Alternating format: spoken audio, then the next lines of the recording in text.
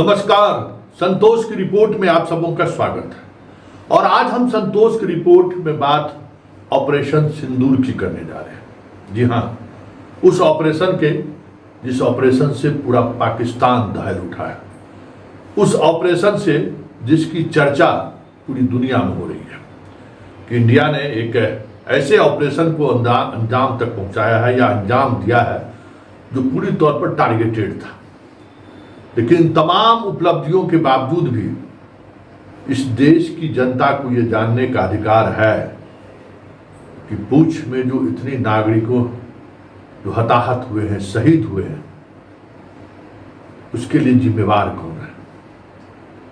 हम अपने नागरिक के पर हुए आतंकी हमले के खिलाफ पाकिस्तान में ये अटैक किया, ऑपरेशन सिंदूर चलाया। न जाने कितने आतंकी मारे गए, उसका हिसाब लेने का वक्त नहीं है। लेकिन ये हिसाब लेने का वक्त है कि आखिर कहाँ चूक हुई कि पुंछ में, राजौरी में 15 से अधिक हमारे नागरिक मारे गए, शहीद हुए। उनका क्या गुनाह था? देश के लिए उन्होंने शहादत दी है? नहीं, कहीं न कहीं पूरे ऑपरेशनल सिस्टम में बड़ी चूक का नतीजा है कि पुंछ में 15 भारतीय मारे गए, हमारे सेना के जवान शहीद हुए। जब आप इतनी बड़ी तैयारी कर रहे थे और इतने बैठकों का सिलसिला चल रहा था और ये आप समझ रहे थे कि पाकिस्तान हमला करेगा ही करेगा, ऐसे में पुंछ की जनता की जो मौत हुई है, ये कोल्ड ब्लडेड मर्डर है। सूचना के अभाव की वजह से सूचना छुपाई गई।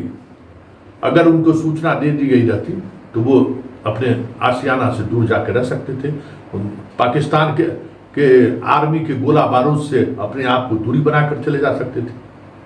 लेकिन बड़ा सवाल ये भी है कि आखिर हमारे पास कौन सा वो हथियार है जो हथियार पाकिस्तान जब उधर से गोला बारूद करता है तो हम उसको रोक नहीं पाते हैं। कौन सा हथियार से पाकिस्तान गोला फेंक रहा है जिसका हम अनुमान नहीं लगा पाते हैं, उसको हम हवा में नहीं मार सकते हैं? सवाल है, उठना लाजमी है ना। लगातार आज भी पुंछ पर उसने हमला बोला है, कई लोगों के घायल होने की खबर है। अब खबर यह भी आ रही है कि अमृतसर में रात में धमाका हुआ था, अब वहां सुबह में रॉकेट लॉन्चर का जो है सो मलबा मिला है। हम नहीं जानते हैं, हम उस युद्ध के उस परिदृश्य को नहीं समझना चाहते हैं, लेकिन ये देश को जानने का अधिकार है। अमित शाह जी एक एडवाइजरी जारी किए हैं मुख्य सचिव से बात करके कि आप तमाम सोशल पेज पर या मीडिया पर नजर बनाकर रखिए कि कोई ऐसा खबर न चलाएं जिससे देशद्रोह का बू आ रहा हो। क्या है देशद्रोह? पुंछ की जनता हताहत हुआ है, ये जानना देशद्रोह है क्या? कल तक हम CNN के हवाले से चला रहे थे, पाकिस्तान के एक उप मुख्यमंत्री या मंत्री जो भी रहा हो, कि आप सबूत आपके पास नहीं है। आज सारे फ्रांस की मीडिया चला रही है, फ्रांस के ऑफिशियल बयान में आ रहा है कि राफेल के साथ कुछ न कुछ हुआ है। ये भी आप देश की जनता को छुपा रहे हैं कि अगर मान लीजिए कि फ्रांस के ऑफिशियल सोर्स अगर ये कह रहा है तो आपको जवाब देना चाहिए कि आखिर राफेल जिस पर हमें गर्व था, हम तमाम 140 करोड़ भारतीयों का गर्व था कि हम एक ऐसा विमान लाए हैं जिस विमान को पाकिस्तानी भेज नहीं सकता है। चीन और बाकी राज्य को तो छोड़ दीजिए, देश को छोड़ दीजिए, पाकिस्तान ने भेज दिया। पाकिस्तान का भेजना अपने आप में बहुत बड़ी बात है।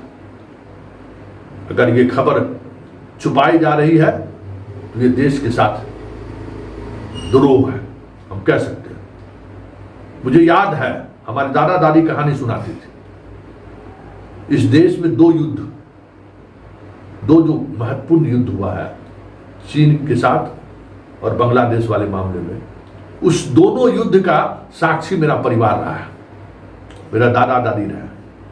उस युद्ध में हमारी दादी अपने सोना जेवर युद्ध में सेना को सौंपी है जाकर खुद, और पूरे शहर के लोग हमारे दादाजी गीत गा गा के जो है उत्साहित करते थे 62 के युद्ध में। और उस दौरान में जो रिपोर्टिंग होती थी, क्या रिपोर्टिंग होती थी, कि बहुत बहादुरी सुनाते थे दादाजी दादी, हमको याद है कि जब रेडियो खोलते थे ना तो सुनते थे बहुत बहादुरी से लड़ते हुए भारतीय फौज जो 2 चौकी पीछे आ गया। ये इस तरीके की रिपोर्टिंग होती थी, इस तरीके की रिपोर्टिंग होती थी कि सेना के पास लड़ाई के मैदान में जाने के लिए वर्दी, ठंडा कपड़ा पहनने के लिए नहीं है, जूता नहीं है, ऐसा राइफल है जो एक गोली जब तक चलाता है तब तक चाइना का सेना 10 गोली चला देता है। पूरे देश के लोग सरकार के साथ खड़ा हो गए,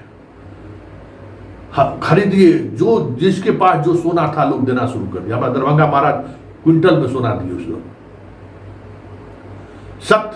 सच देश की जनता समझ रही थी कि इस देश की जनता से सच छुपाया नहीं जा रहा था। सेना हो, चाहे पॉलिटिकल पार्टी के नेता हो, या जो हमारे प्रधानमंत्री है, राष्ट्रपति हैं, जो भी हो, उन्हें जनता को सच से रूबरू कराना चाहिए, क्योंकि अल्टीमेटली लड़ाई नागरिक लड़ता है।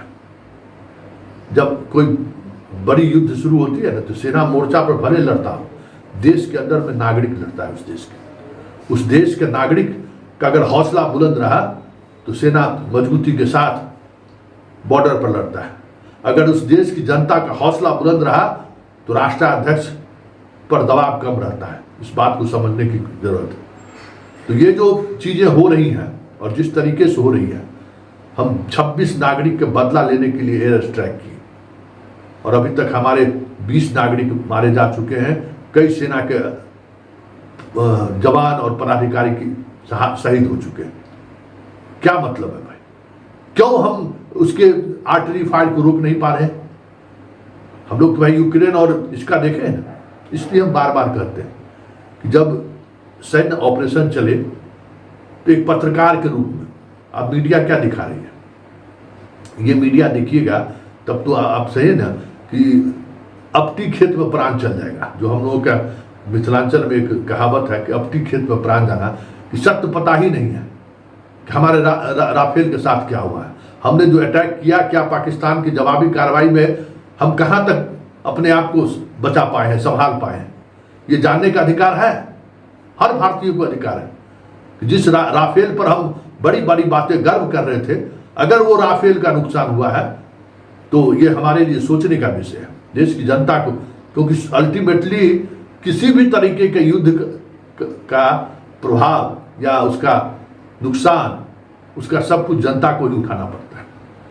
महंगाई हो, युद्ध के बाद महंगाई हो, बेरोजगारी हो, जो कुछ भी होगा अल्टीमेटली जनता को ही भुगतना है। 2 वक्त की रोटी के लिए भी है, जनता को ही तरसना होगा। इसलिए आप जो निर्णय ले रहे हैं उस निर्णय की जानकारी जनता तक जरूर होनी चाहिए। पूरे देश में आप बैनर पोस्टर लगाना शुरू कर दिए, लगाइए, कोई बड़ी बात, कोई इसमें गुरेज नहीं है। लेकिन इस बैनर पोस्टर लगाने के चक्कर में देश को उस सत्य से कह सकते हैं कि रूबरू होने से रोकिए मत, जो सत्य हमारे लिए जानना जरूरी है। क्योंकि जब तक सत्य हम नहीं जानेंगे ना तब तक हम उस तरीके से, क्योंकि लड़ेगा जनता ही, आप कोई नहीं लड़िएगा। जितना नेता पुत्र नेता है ना, को नहीं लड़ना है, को ब्यूरोक्रेट नहीं लड़ना है। वहां लड़ेगा सेना बॉर्डर पर और देश के अंदर लड़ेगी जनता। हौसला अफजाई के लिए जनता सड़क पर रहेगी। इसलिए जनता को यह जानने का अधिकार है। किसी कानून के तहत आप जनता को जानने के अधिकार को आप रोक नहीं सकते हैं।